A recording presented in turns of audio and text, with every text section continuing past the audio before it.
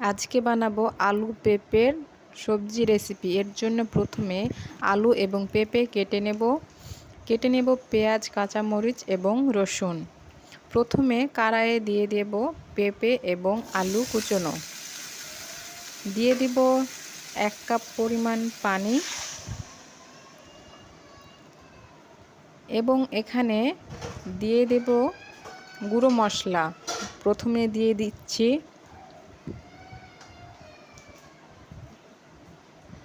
ধনে গুঁড়ো 1 চামচ,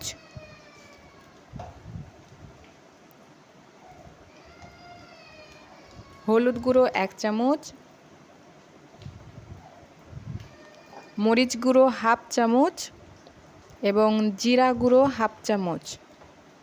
লবণ দিয়ে দেব এখানে স্বাদ মতো। আপনারা যে যার স্বাদ মতো লবণ দিয়ে দেবেন। এবার এগুলোকে ভালো করে মিশিয়ে ঢাকনা দিয়ে ঢেকে দেব।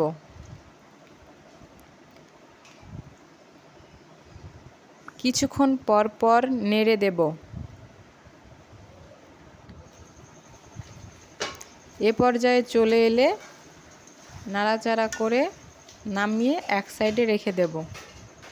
আবারও কড়াইয়ে তেল দিয়ে দেব জিরা ফোড়ন। জিরাগুলো ফুটে এলে দিয়ে দিব পেঁয়াজ কুচি, রসুন কুচি এবং কাঁচামরিচ কুচি।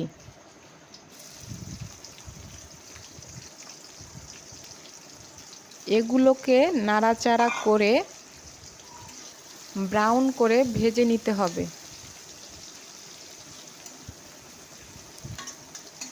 এগুলোকে ব্রাউন করে ভেজে নেব। ব্রাউন করে ভাজা হয়ে গেলে এখানে সবজি অ্যাড করব।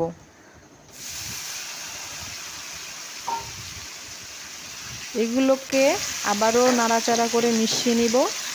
2 মিনিট এভাবেই রান্না করে নেব।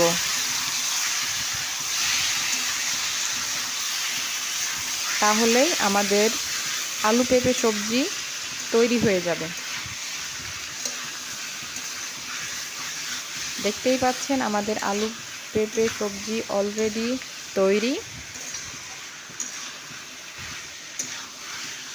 এ পর্যায়ে নামিয়ে নেব এবং পরিবেশন করে নেব।